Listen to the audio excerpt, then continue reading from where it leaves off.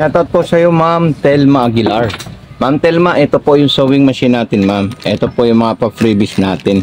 Kompleto na po siya, ma'am. Okay? So, unang-unang gagawin po natin, ma'am. Ito po, ma'am, yung full setup natin, ma'am. Meron po tayong transformer po, ma'am. At yan po ay gagamitin natin sa ating unit po, ma'am. Ito po yung foot control niya po, ma'am. Ayan. So, itong foot control ang isasaksak natin sa ating unit po, ma'am. Ayan, ito po siya, ma'am. Gaganito natin yan. Okay? Pag naisaksak natin dyan, tapos dito, meron po tayong saksakan dito para sa foot control naman natin. Ito naman po siya, ma'am. Ayan.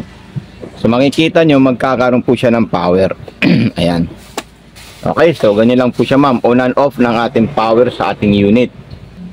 So, Ma'am Telma, ito na po siya, ma'am. O, tapos, pagkatapos po natin yan, i-on and off, tapos, maglalagay po tayo ng sinulid sa itaas po, ma'am. Okay? So, ang tama pong paglalagay, tatanggalin muna natin itong pinagsampulan natin na tela. Tatanggalin po natin yan lahat. Pag natanggal natin yan, maglalagay po tayo ng sinulid sa likod. Ito, meron po tayong lagayan ng sinulid sa likod po, ma'am. Ma'am Telma, ito na po siya, Ma'am Telma. Ito po yung sinulid natin, ma'am. Okay? Tapos, ipapasok natin dito. Ayan. Tapos dito naman po, Ma'am Telma, ito, ayan. So dito na tayo sa pag lifter, ayan. Ganyan po siya, ma'am, ha. May tunog po siya at may lagitik. Ayan. Kasi kung minsan naglagay lang tayo dyan, so hindi po siya masyadong mahigpit. So ito, pipindutin natin, pipisilin natin yan, then pabalik po tayo, ma'am. At tutunog po siya. Ayan. Pag nagkaroon po siya ng cause, ibig sabihin dito, hindi po natin nakuha ng maayos yung tamang paglalagay ng sinulid.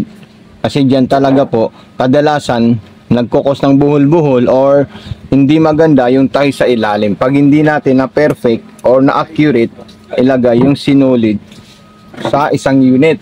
Kasi madalas yun po yung mga callback po namin, ma'am, at maraming nagtatanong sa amin na, Sir Mato, yung sewing machine ko po ay nagbubuhol. So ayan. So dito naman po sa ilalim, eto naman po siya, ma'am. Ayan. So once ang gusto niyo po magpundo ng sinulid, ilalagay niyo lang po dito. Ayan. Tapos itulak niyo lang po doon, itali niyo yung sinulid, i-press niyo po ito. Then apakan niyo na po yung foot pedal niya po, ma'am. Ayan. So ibalik niyo lang po to, ma'am. Ganito niyo siya at ilagay niyo na po dito, ma'am. Ayan. At ipapasok natin dito. Ayan. May maliit na hiwa po dito, ma'am. Dito pinakamaliit po, banda dito sa kaliwa. Tapos, pag naisabit natin siya ng maayos, hawakan natin ito, iikutin natin ito, ma'am, para makain niya po yung sinulid. Ayan, dalawa po sila. Hihilain ng kaliwang kamay ko. So, ayan po siya, ma'am. Tapos, ipapasok na natin yan doon sa likod. Ayan. So, ngayon, maglalagay tayo ng tela na tinisting natin kagabi.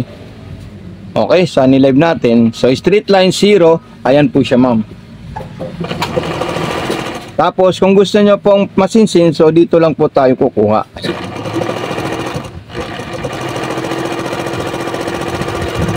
So, ayan po siya, ma'am. Ayan, so talagang napaka-perfect po siya, ma'am. Then, kung gusto nyo naman pong another design po, ma'am, katulad ng ibang tela, eto, ikukuha kita ng ibang tela para mas malinis po siya tingnan. Eto po yung ibang tela natin, ma'am. Eto siya. Ayan. So, ang gagawin natin dito, sasample natin yung mga design na gusto natin. Yun, yung lahat ng design na nakikita po natin dyan, sasample po natin yan, ma'am. Ayan. Okay po, ma'am. Tapos, kung gusto niyo po magsigsag po, ma'am, ilalagay niyo lang po yan. Kasi hanggang 5, 1, 2, 3, 4, 5 yung design, sigsag na kaya po niya. Ayan. Ngayon yung another design naman po, pang garterize para sa mga stretchable na tela po, ma'am. So dito po kayo pipili po, ma'am. Ayan, tsaka ito. Kahit saan po dyan, yan po ay sigsag para sa mga expandex at stretchable na tela po, ma'am. Opo, yan po sila yung mga design na magaganda sa pang-expandex. Tapos kung pang piping naman po ang gusto natin or pang aging, tulad po niyan, so kulay green at saka kulay red. So mayroon po tayong red at saka green dyan. Okay, so ganyan lang po siya kadaling gamitin po, ma'am. Nag-iisang selector, ito lang po siya, ma'am. Ayan. Wala na po kayong ibang iikutin maliban po dito, ma'am. Ayan. So, iba pang design. So, maganda kasi dito, hindi po siya mahirap i-operate at napakaganda po siya i-operate po, ma'am. So, ayan. So, ibabalik ko na po siya, ma'am, sa street line. Okay? Babalik ko po siya sa street line. Dadaling ko to sa 0, tapos pupunta ko sa letter A at gusto ko po ipakita po sa iyo yung reverse kasi ito po yung pinaka-importante, yung lock. Press niyo lang po ito habang tumatakbo po, ma'am. At matik na po siya na aatras at babalik. So, ito na po siya, ma'am. Napakahusay at napakaganda po ng tayo ng ating unit. So, ayan na po siya, ma'am. Ilalagay ko na po yan, ma'am, para ma-impake natin ngayon. At para rin po dumating agad po sa inyo. So, kompleto na po yan, ma'am.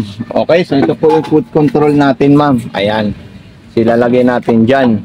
At yung transformer po niya, ma'am. At yung wire po ng ating unit. So, God bless po sa iyo, ma'am. And more power po. Peace out po, ma'am. Telma.